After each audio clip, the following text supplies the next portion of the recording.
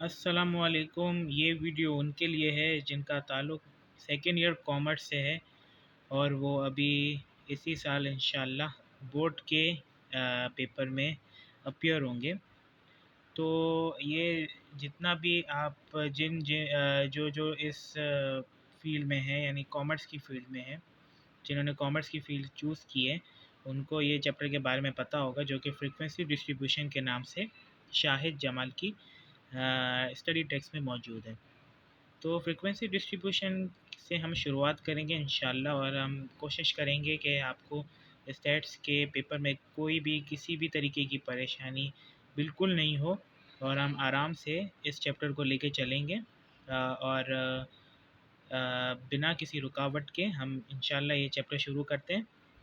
तो सबसे बेसिक सी बात जो हम पढ़ के आते हैं कि हमें एक क्वेश्चन दिया गया है कि आप इसके अंदर से सबसे पहले फ्रीक्वेंसी मालूम करें कि इस टेबल के अंदर कितने नंबर की कितनी फ्रीक्वेंसी मौजूद है। तो सबसे पहले आपके पास ये टेबल दिया गया है, बहुत सारे नंबर्स इसमें जम्बल्ड हैं, मतलब बहुत सारे इसके अंदर मिक्स नंबर दिए हुए हैं। अब हमें कहा जा रहा है कि इसका फ्रीक्वेंसी डिस्ट्रीब्यूशन टेबल बनाए। ये सबसे बेसिक बात है, ये सबसे बेसिक कॉन्सेप्ट है हमारा। तो सबसे पहले हमने जो हमें कहते हैं कि क्लास इंटरवल्स और हमें फ्रीक्वेंसी निकालने का कहा जाता है, तो क्लास इंटरवल्स और फ्रीक्वेंसी सबसे पहले ऐसे निकलती है कि जो सबसे छोटा नंबर जो आपके पास टेबल में होता है और जो सबसे बड़ा नंबर जो आपके टेबल में मौजूद होता है, जो कि मेरे हिसाब से मुझे अभी नज़र आ रहा है 46। सही ना? तो 46 सबसे बड़ा नंबर मुझे नज़र आ रहा है, तो हम 46 को बड़ा नंबर एज ले लेते हैं। और फिर हम जितने भी ये टेबल्स के अंदर हमें नंबर के हिसाब से, जैसे हमारे पास 1 कितनी दफ़ा आया है, 1 till 10 में कितनी दफ़ा नंबर आए, फिर 11 से 20 के अंदर कितनी दफ़ा नंबर आए, 21 से 30 के अंदर कितनी दफ़ा नंबर आए, 31 से 40 के अंदर कितनी दफ़ा नंबर आए, और 41 से 50 के दरमियान कितने नंबर आए।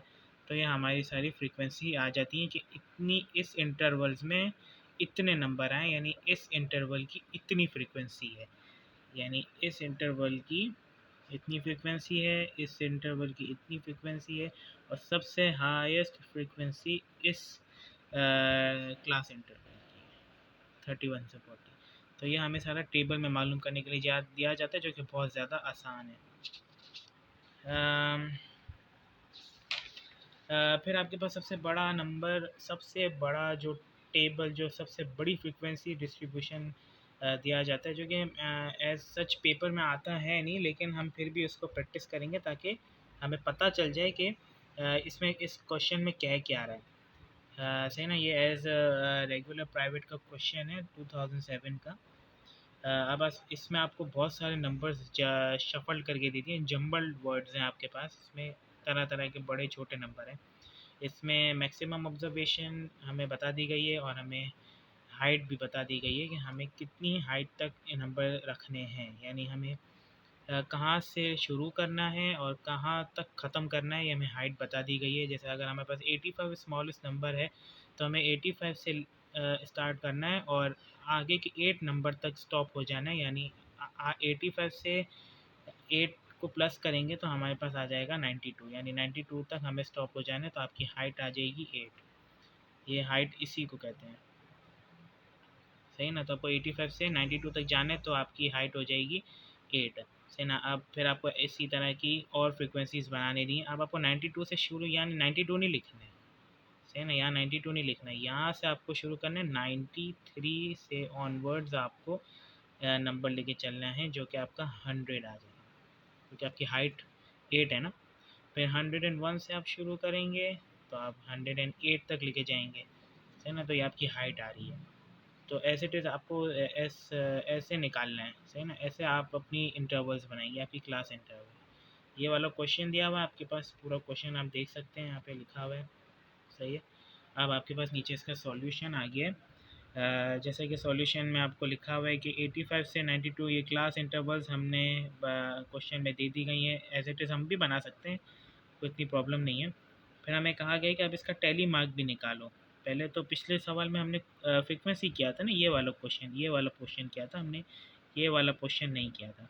अब हम ये वाले पोर्शन से इस पोर्शन को बनाएंगे। सबसे पहले तो हमारे पास फ्रीक्वेंसी निकलेंगी। फ्रीक्वेंसी निकालने के बाद आप उसके दो डंडियाँ बना देंगे। ये 3 हैं तो 1 2 3, ये 4 हैं तो 1 2 3 4, ऐसे ही इसको हम कहते हैं टेली मार्क। ये पूछा भी जाता है ऑब्जेक्टिव में ना कि फ्रीक्वेंसी को डिफ़ाइन करने के लिए फ्रीक्वेंसी को डिफ़ाइन किससे किया जाता है, तो हम उसको कहेंगे कि वो टेली मार्क से डिफ़ाइन किया जाता है। ये चीज़ है। तो आज के लिए हम इतना ही रखते हैं फ्रीक्वेंसी डिस्ट्रीब्यूशन के लिए। फिर इंशाल्लाह हाँ, दूसरी वीडियो में मैं आपको इसी चैप्टर के दूसरे टॉपिक में आपको लेके जाऊंगा। सही, अपना ख्याल रखिएगा। अल्लाह हाफ़िज़।